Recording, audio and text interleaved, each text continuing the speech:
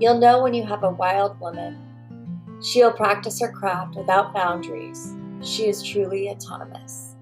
Her loyalty is only to the family she serves, a midwife who will not allow herself to be held back by a system she didn't create. This podcast is for the birth keepers who want to grow and change. We are open to learning through self-reflection and supportive community. We are creating this space to explore without judgment. We are remembering we were born wild.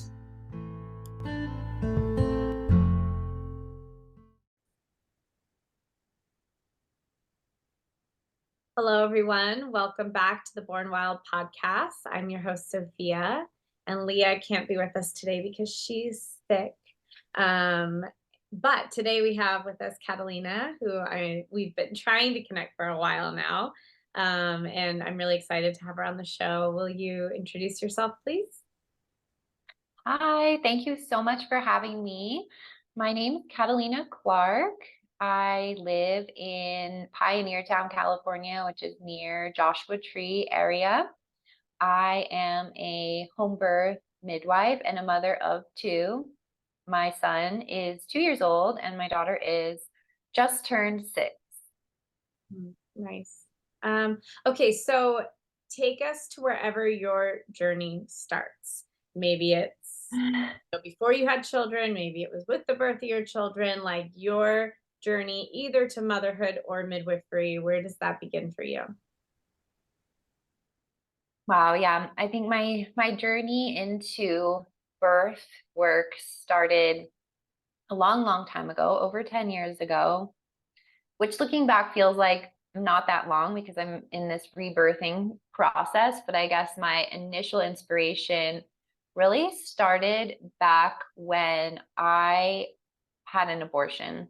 And being pregnant, surprisingly, for the first time in my early 20s, living in New York City in a less than supportive relationship and environment, it really shook me and rocked me into a really this great remembrance and like awakening where I find myself today. And so through the healing and processing journey of the loss, I found myself shifting into yoga, prenatal yoga, doula work. I had a yoga teacher who was the one who first even introduced the concept of midwifery to me.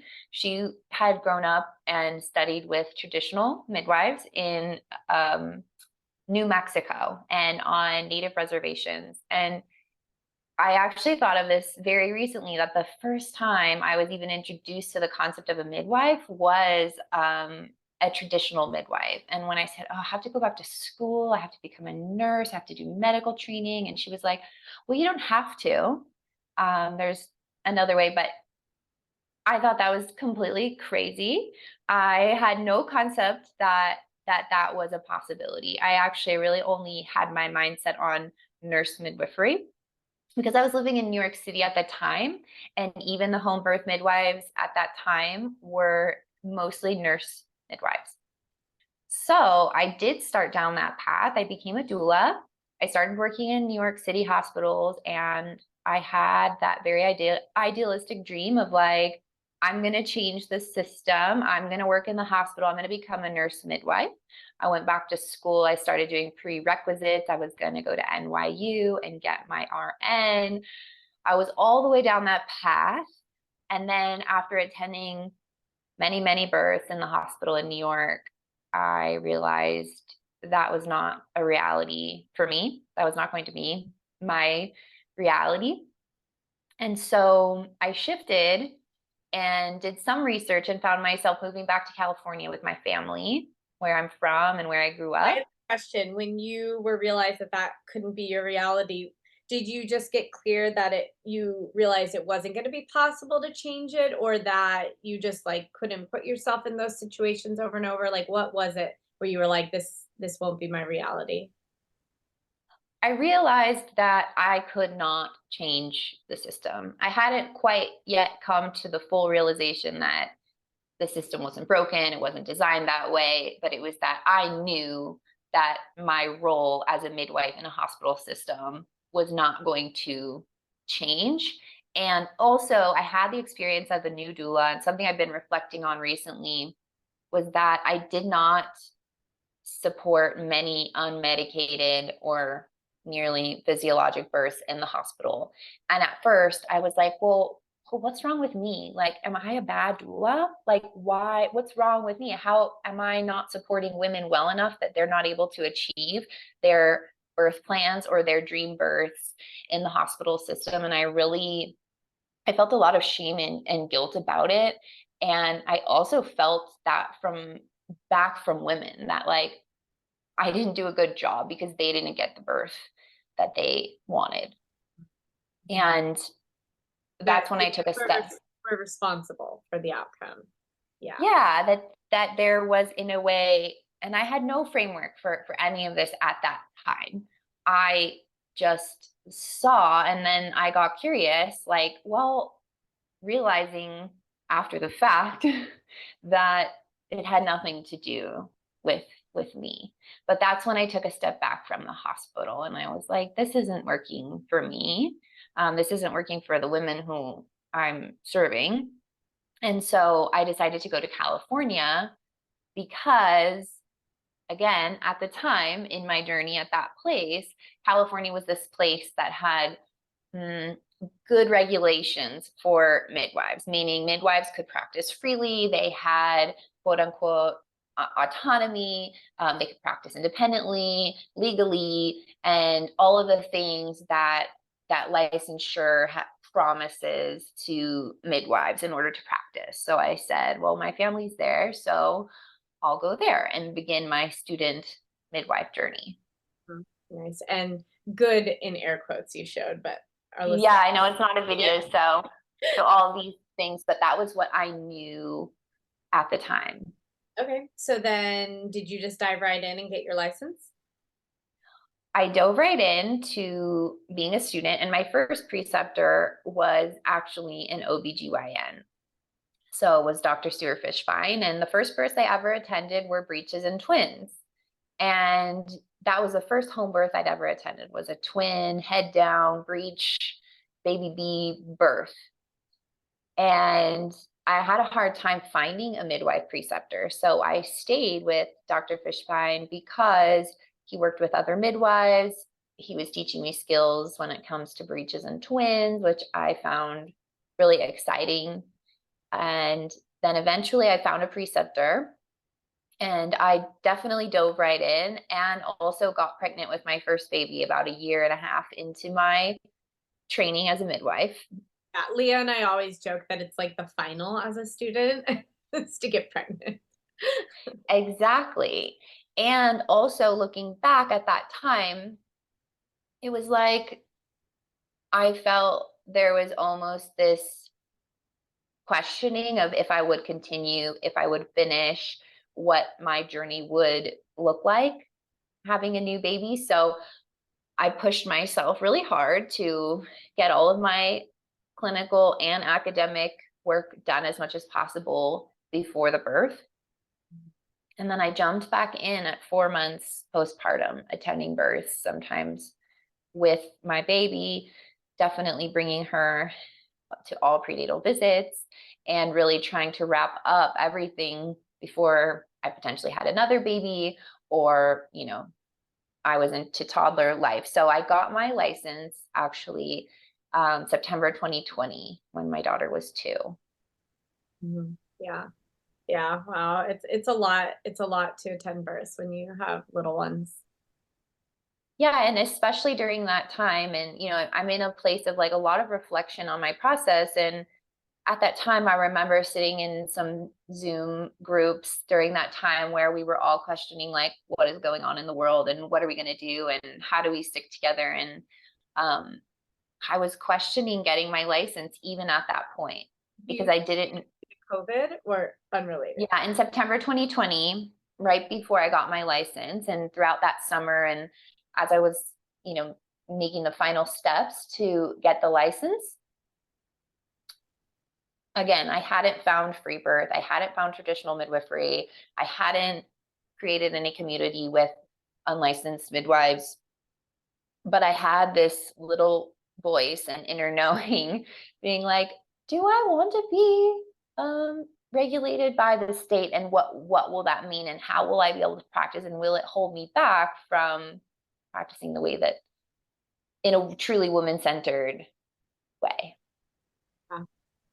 And so, has it? So I do have it, and I chose, and I kind of like put that little voice aside because I had the overbearing story of what it means to be unlicensed, and that there was this story that had come from my teachers and their teachers that to be unlicensed is to be untrained, or is to be irresponsible, or is to put yourself at risk, or you're going to lose your house, you're going to lose all your money, you're going to lose all your stuff, your family, you're going to go to jail, like all of the stuff that and stories that we are continuing, or not we, but that many midwives are continuing, and it almost feels like a holdover from the days of unlicensed midwifery in California, hiding your charts, that sort of fear-based style of practicing midwifery.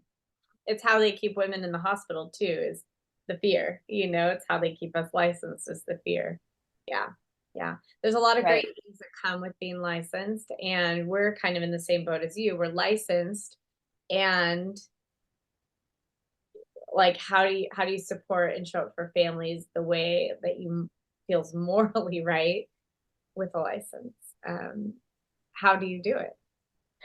Because we're still that too. Exactly. And I think it's an individualized case by case situation, and what I'm seeing and what I'm feeling and what I experienced through my own choice to have a free birth with my second versus hiring or working with even a friend or another midwife or another licensed practitioner, or even a student midwife or someone who is in my community but not licensed yet. Like, I couldn't find that person who I fully trusted, or who I asked and who said, no, I can't do that for you, or I don't want to disrupt your process. I don't want to bring my fear into the room if something were to come up. And so I really appreciated those people in my life, and also appreciated the midwives who kind of said like, oh, you're crazy, or that sounds crazy. I think people who free birth are crazy. It showed me really where this fear is like truly coming from, and that by inviting that into my birth, I was not going to achieve the birth that I wanted to have, or that it could have been potentially sabotaged or taken away from me, or I could have sabotaged myself by being in my own fear of thinking that I needed to have a provider or a licensed practitioner in the room. And so I dove really deep into free birth community. And at that time, it helped me to unlearn, deprogram, and process that stuff for myself, and it's big. It felt really, really, really big for me. And I'm the type of person, whether it's like a spiritual process, midwifery, mothering, like I go like really deep in, like I go fully into whatever that one thing is that is present for me right now. So I was newly licensed. I was beginning my practice. I was pregnant with my second, and I was choosing free birth. So I was almost like living in these two worlds at the same time. And what came through was I was practicing as a brand new midwife the way my preceptors practiced. And I was saying the same things and using the same informed consent and making the same recommendations. And I wasn't believing the words that were coming out of my mouth. I was like, I hadn't questioned anything that I had learned in midwifery. I wasn't questioning. I was like, midwifery is the holy grail. This is saving women from the hospital. And I'm not going to question it because it's the best option women have. And it was the only alternative option that I knew at the time. But Right. then, You just become like a little parrot of your preceptor. yeah. And then I was like, oh, this doesn't feel like me. And then I would go back and I'd ask my preceptor, like, hey, where did you hear this thing that we have to tell, that we are told we have to tell every client? Let's like use a random example. You must see a pediatrician within 72 hours after the birth. This was a thing in our community. And then I said, well, I looked it up in our, bylaws and protocols and things by the state, and I don't see that one in there anywhere. And I was like, so where'd you hear that? And she's like, well, that's what my preceptor told me. I was like, well, where did she hear that?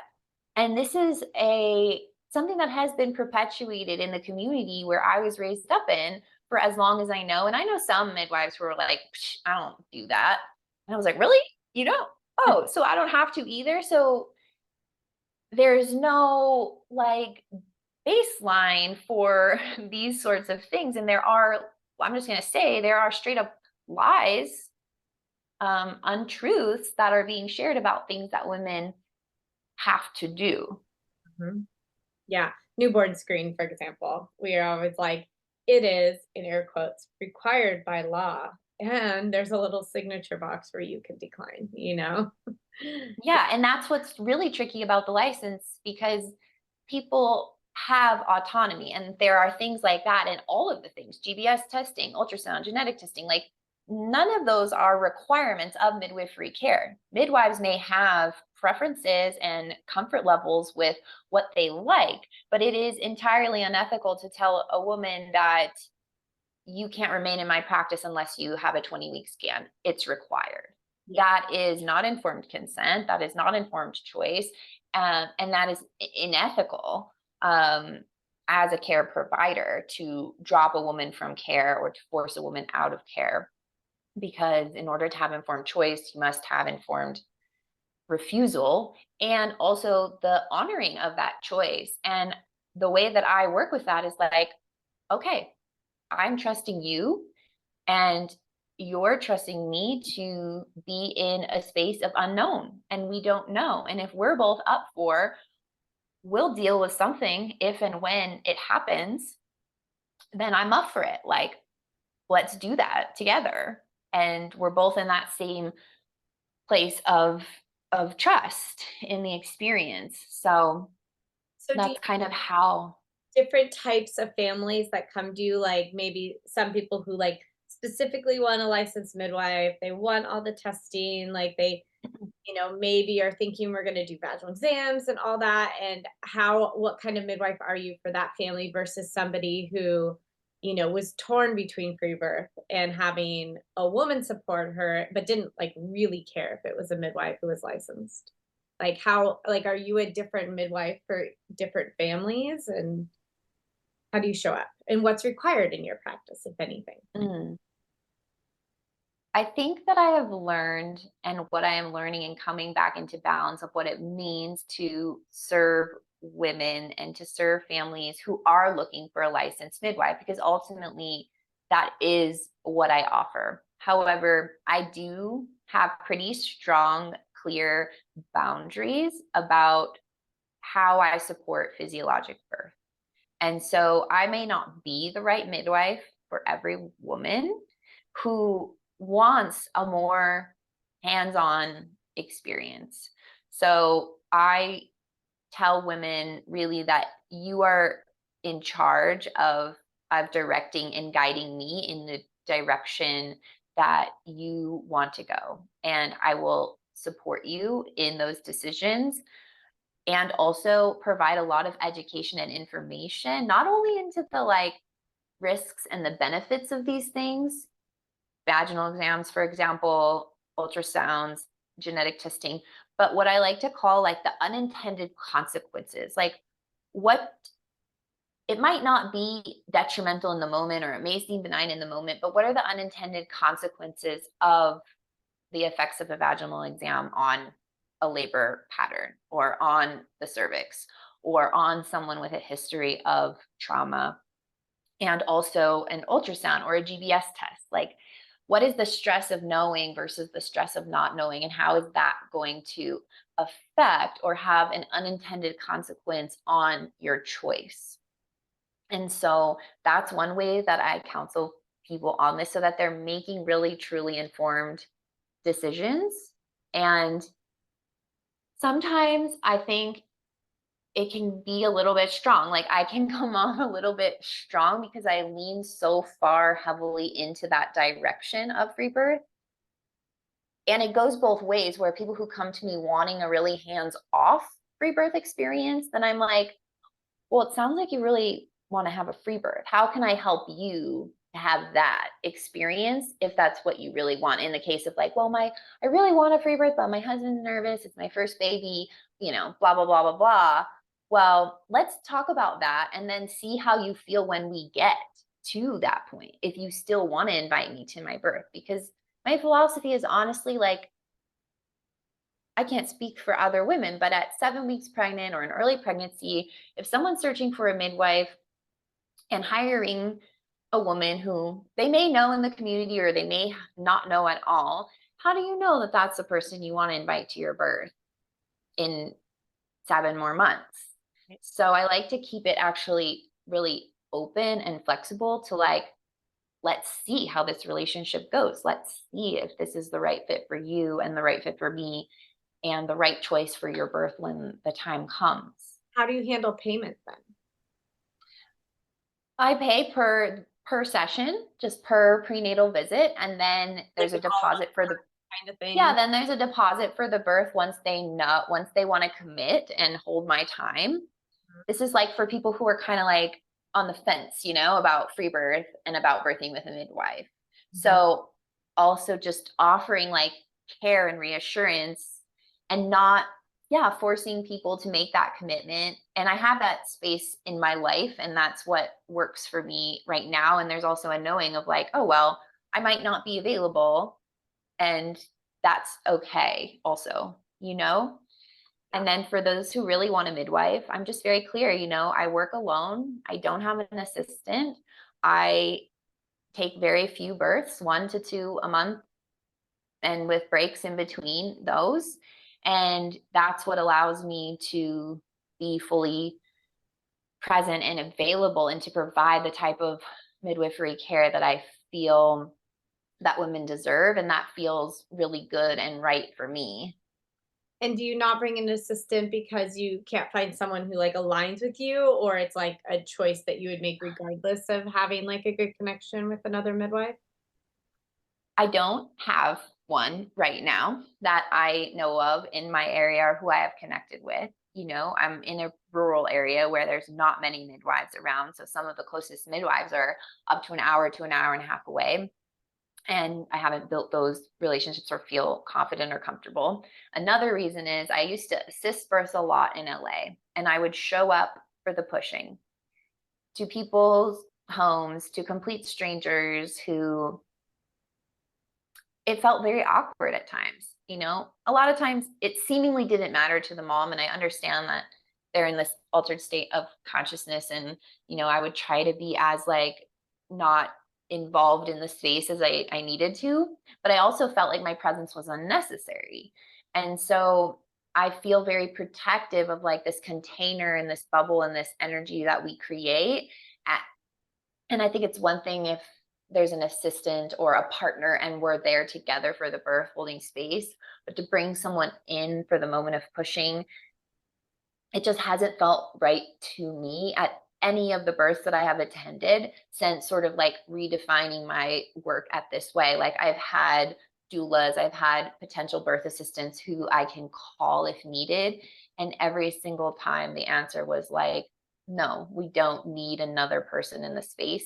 And the women who are hiring me are also asking for a really intimate experience and are actually asking me, do you bring an assistant? I don't want to have anybody else there but you, but my partner, but my mom.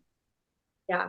Speaking of pushing, can you touch on that? I know you recently posted online about, 10 centimeters does not, that you're ready to push. Can you speak to that a little bit?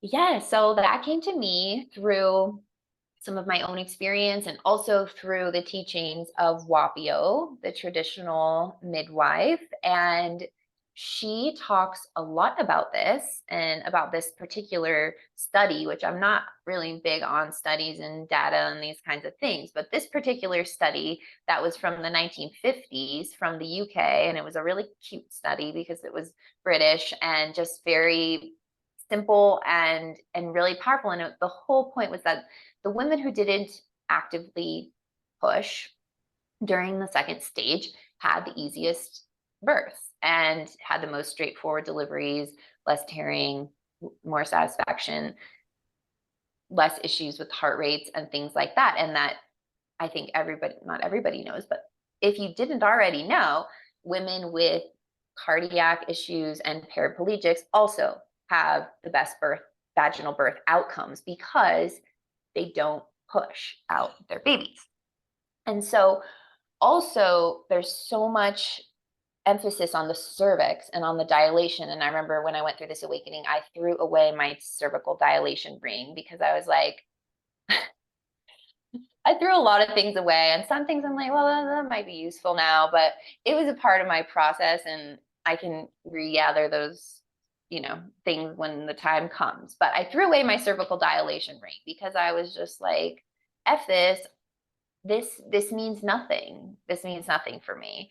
And seeing so much pathologization of like cervical rings, swelling cervix, cervical lips, or rings, tight bands, all of these pathologies of like the tissues and cervix and baby's positions.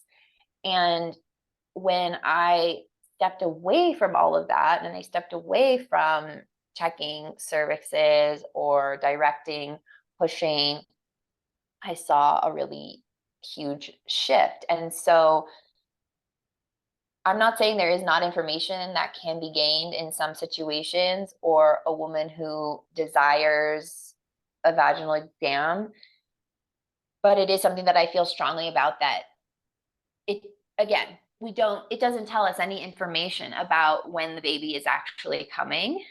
And it's something that we learn on the first day of like doula school or midwifery school. Like the cervix is not a crystal ball. And yet the first thing we're trained in is how to check the cervix. And maybe not the first thing many midwives do when they arrive, but I do know midwives, nurse midwives.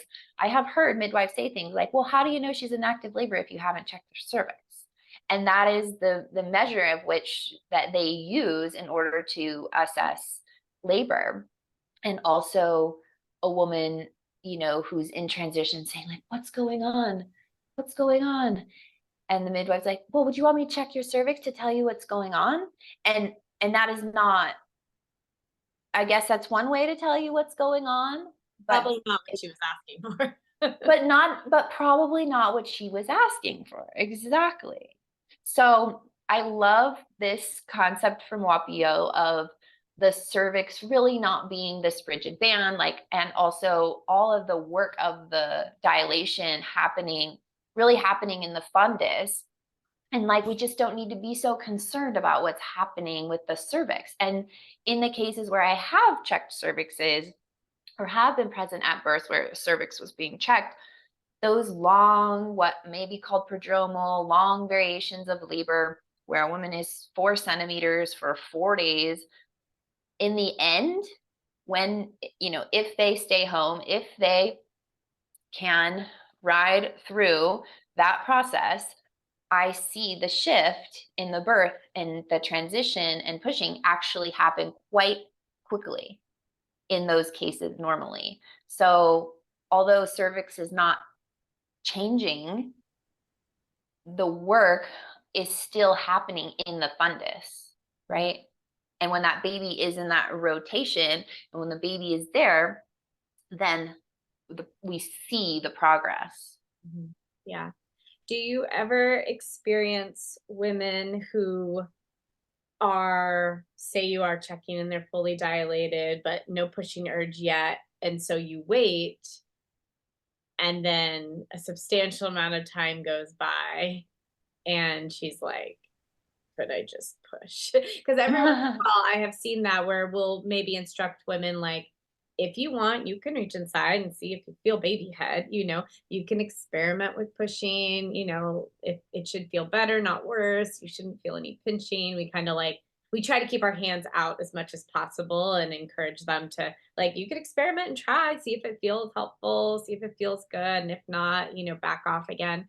But every once in a while we see a situation where, whether she would have had to wait longer, who knows, but she just like actively chooses to push and has her baby. It's not like the most common, but we have seen it on occasion. We're like, would she have eventually started pushing? Like we had a mom, I think it was like 9 or 12 hours later, because she really wanted her body to like kick in. And we're like, yes, yes, we're like here for that.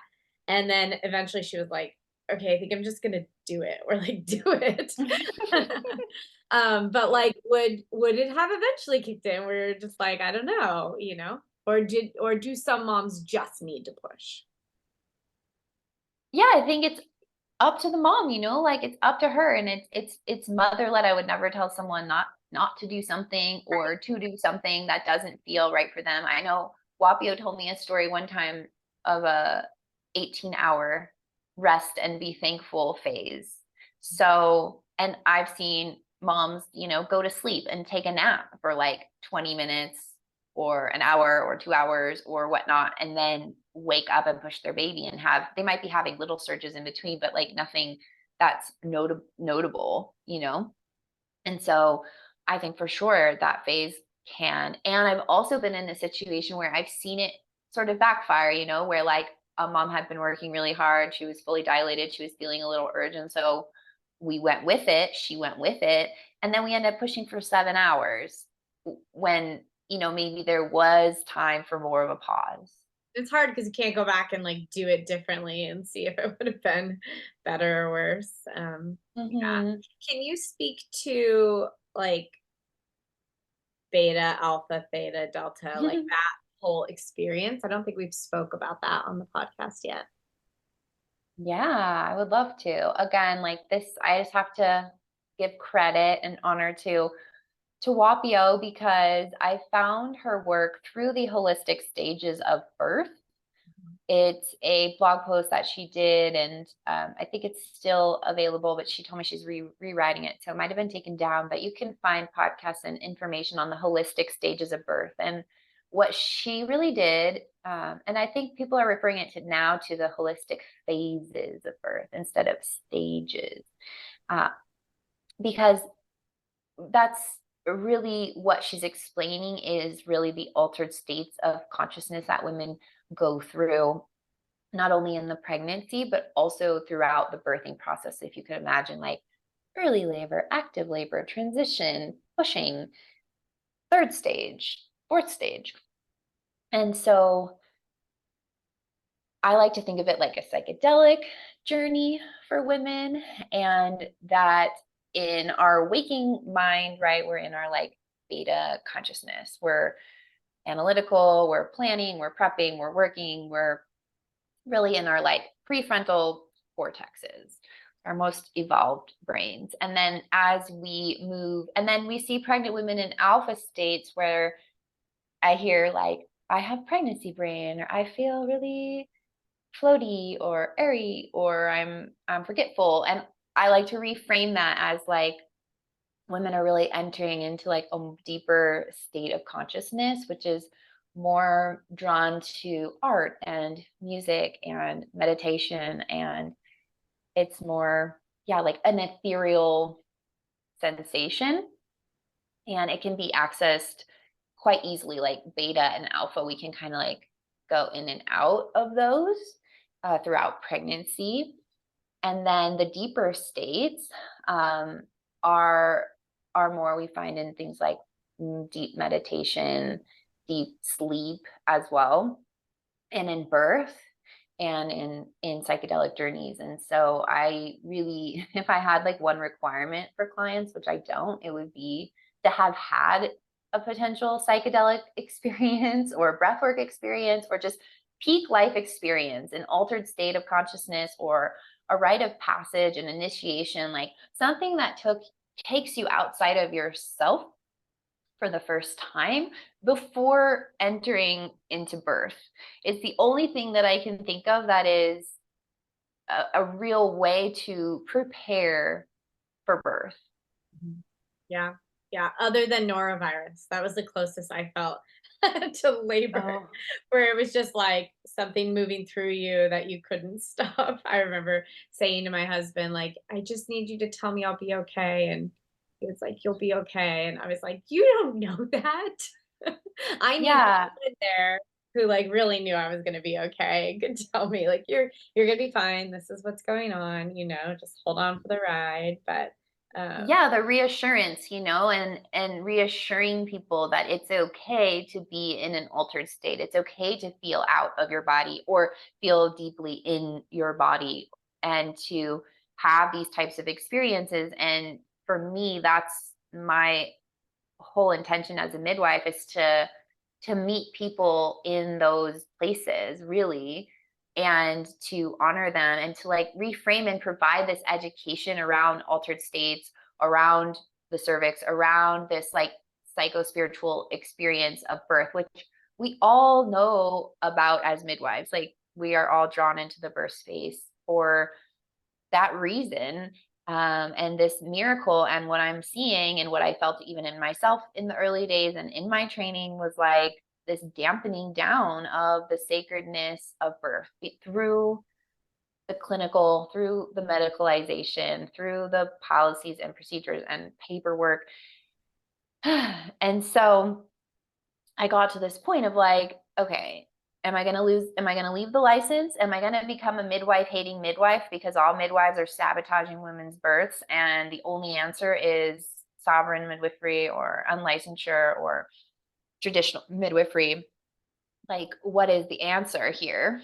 And so I sat with that for a very long time. I was like, I'm going to burn my license in the fire and I'm done. Because when I started doing this work, women were coming to me also with their stories of midwives and how midwives had treated them in their births and their birth experiences. And that was very difficult for me to continue living and working in a community where I just known too much. I couldn't continue to support that in the community where I was. And so I came to this place of like, can I find integrity with myself? Like, is there a such thing as being in integrity with women, with midwifery, and while having a license? And for me, that comes down to transparency, authenticity, and integrity. So I am 100% transparent with women from the moment that they call me for the very first time. These are all of the things that I can do. These are all of the ways that I can support you. And these are like the three barriers, like three lines in the sand, essentially. And sometimes they're not always lines in the sand, but like breeches, twins, 42 weeks. Like, for me, everything else, like, we can work with it. And even due dates, we can work with it. How are we assessing your due date? How are we assessing growth? How are we assessing these things? So being ultra transparent about the way that I practice is how I choose to walk with integrity in midwifery. Yeah, beautiful. Yeah, we, Leah and I, there's a lot of reasons we joined into a group practice, and one of them was women calling us from outside of our typical service range, wanting support because they couldn't find a midwife in their area who would support them the way they were looking for. And so we thought if we joined up together, one could stay behind, the other could travel, and we could show up for families in the way they're wanting. A lot of times maybe it's they don't want to listen to heart tones in labor, or they don't want to be required to have ultrasounds or blood work or things like that. So we've been surprised how busy we've been with the traveling, that we've had to turn people away and like really limit how many people we take a month that are going to be farther away, because we don't want to end up in a situation where we're both traveling far away and then have nobody here for our local families.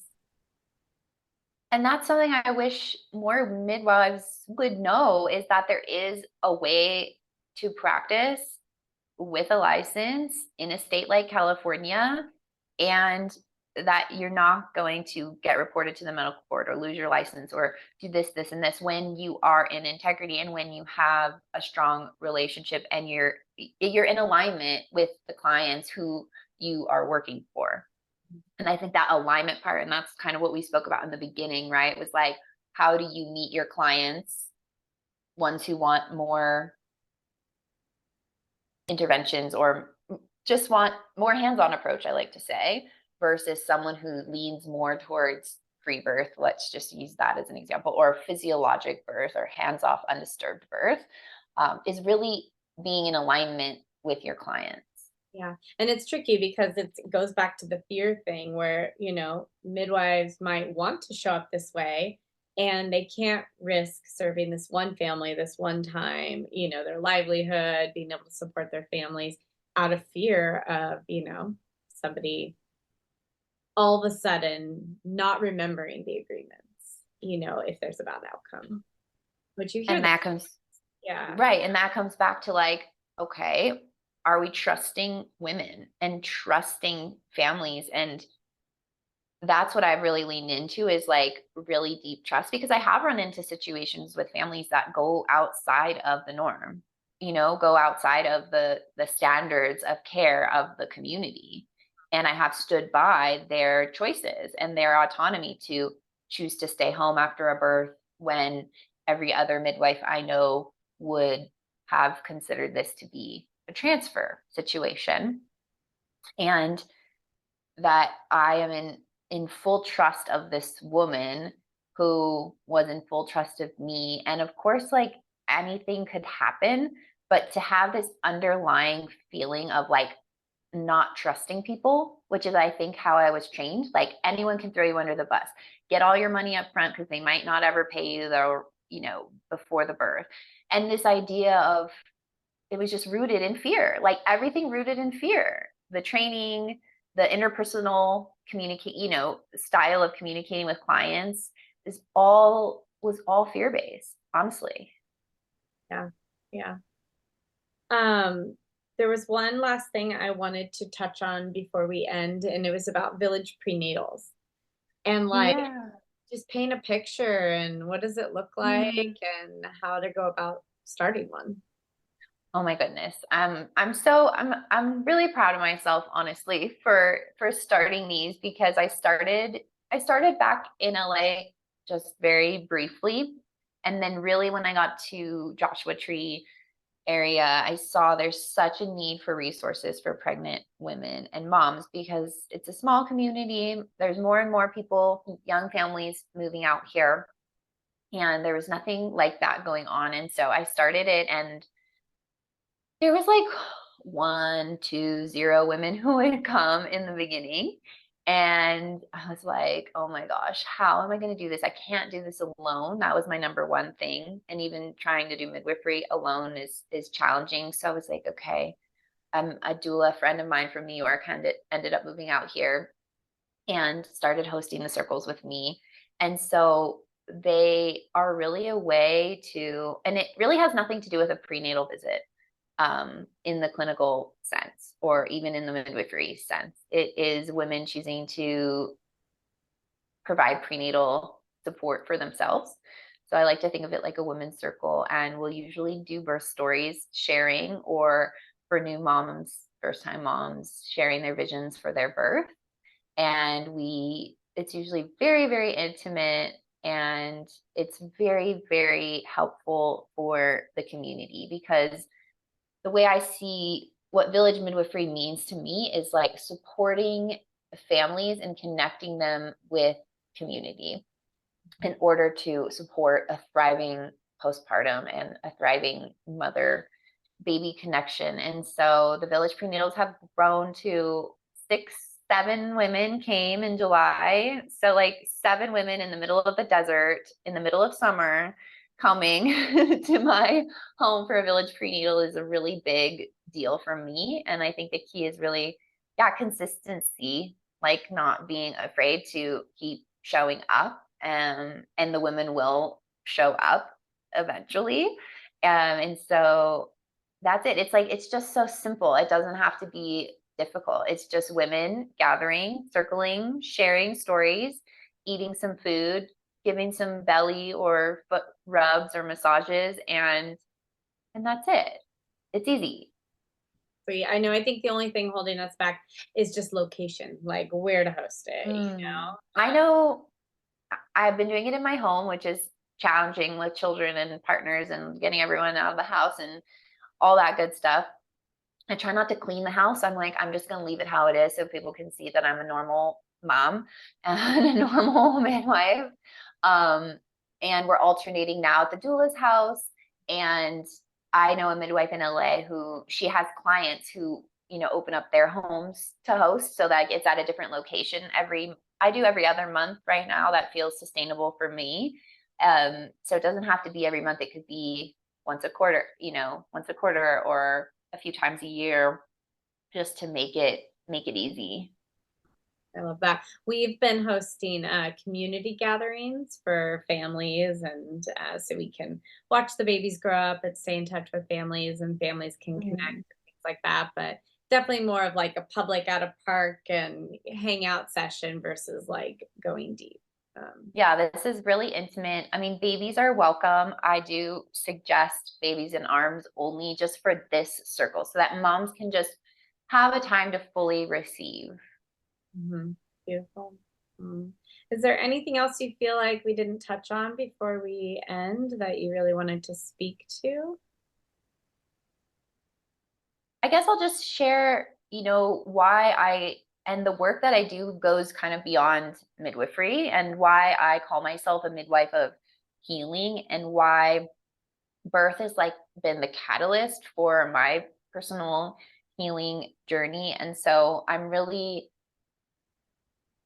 on a mission to like share this and support other midwives to find that power for themselves, to like step out of the box of like what it means to be a midwife in the modern maybe medicalized term or training term, and that this return to like the wise woman ways of supporting birth, supporting women, supporting families. So I use other modalities like breath work and women's circles and sacred ceremonies and things like this to support women at every stage throughout their lives.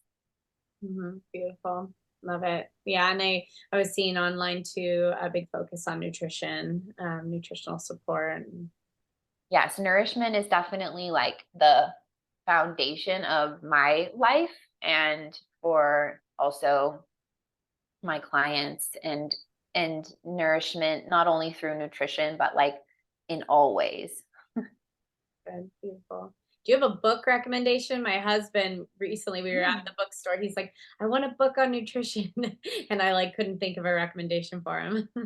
I mean, the best one that I know is the pregnancy one. The Real Food for Pregnancy is one that I recommend. Of Lily Nichols. I was like, does she have one that's not pregnant? I mean, not that it would hurt you to follow. Yeah, I think actually I'd be curious to see her recommendation, like how that would relate to men, and I don't think it would necessarily be wrong or bad. And I think a book would be great, like a male fertility nutrition book.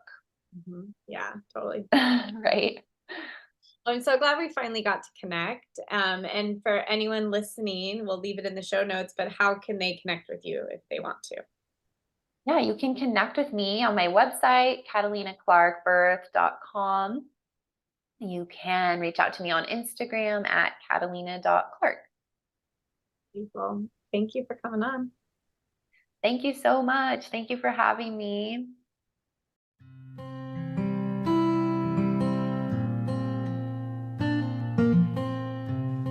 Thanks everybody for listening. You can find us at Born Wild Podcast on Instagram. For inquiries or feedback, you can email us at bornwildpodcast@gmail.com. You can find me, Emma Ray, on Instagram at Emma Ray, REA. Sophia at sophiabirth.com.